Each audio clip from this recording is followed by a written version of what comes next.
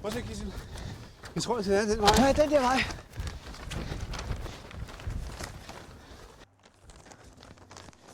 Kissel, køerne bor herinde. Jamen, jeg skal godt besøge dem. Ja.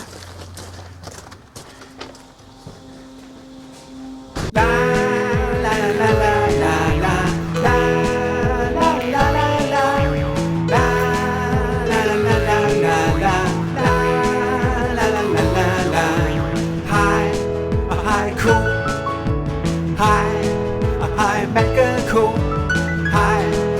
Hej, ko. Hej, malkeko. Vi så en ko, den var rigtig god. Den laver mælk ud af græs. Mælk og smør og ost, mange tak for ko. Hej ko, hej ko. Hej ko, hej ko. Hej ko, hej ko. Hej ko, hej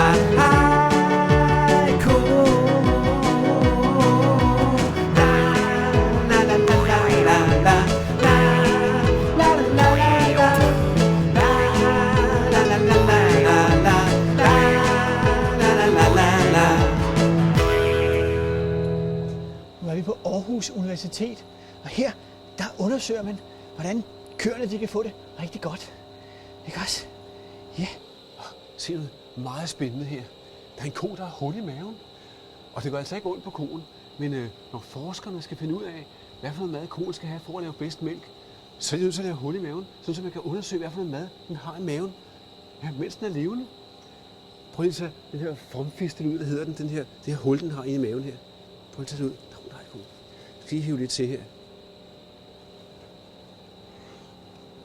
Sådan der, det er svært. Sådan, nu trækker jeg ud her. Prøv at se. Og så kan du se, det er koens mave. Så lige noget af det ud her. Det er fra vommen, koens største mave. Og her, koen har jo 4 maver, men en af maven her, det hedder altså vommen. Og herinde er der sådan noget gennemtykket græs og foder. Og det lugter. Det er lidt stærk lugt. Lidt af eddike og lidt sur lugt af planter.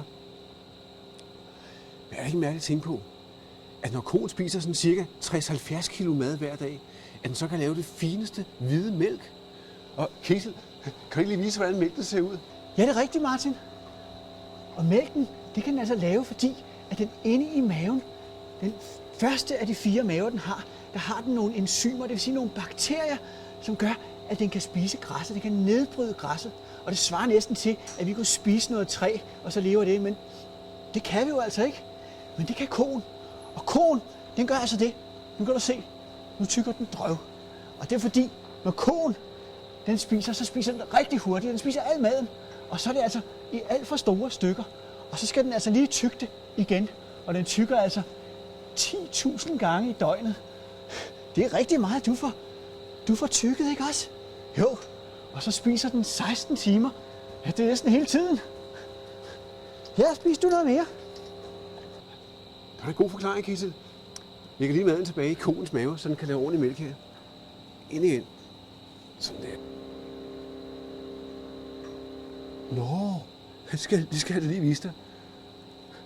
Herinde i koens mave, der har man lagt en magnet ind i komaven. Og det er fordi, at nogle gange, når koen går ud på græsmarken og spiser, så kan den komme til at spise, hvad er der her, skruer og alt muligt noget, folk har tabt. Og så er der en, der har været så dum at smide et batteri i naturen. Og så den her magnet her, den tiltrækker alle metalstykkerne, der kan være inde i komaven. Sådan så man kan tage magneten ud, og så sidder alle metalstykkerne her på magneten, sådan så den ikke skader komaven. Det er rigtig smart. Hej. Ja, skal du have lidt mad? Værsgo. Så.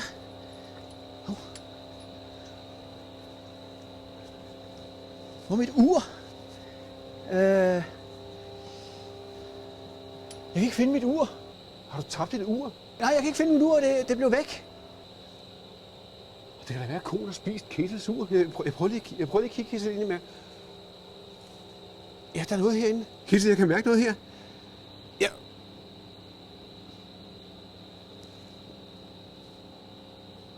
Jeg spørger lige Kissel, om det er det rigtige ur. Er det det her ur, Kissel? Nej, du fandt det, Martin. Ej, tusind tak. Ej, det var altså heldigt. Og det går stadigvæk. Så er det der. Ja, ja. Og så sætter jeg lige proppen på igen. Det er stærkt lugt, der kommer ud her. Sådan der. Sådan der. Tak for hjælp, ko. Ha' det godt.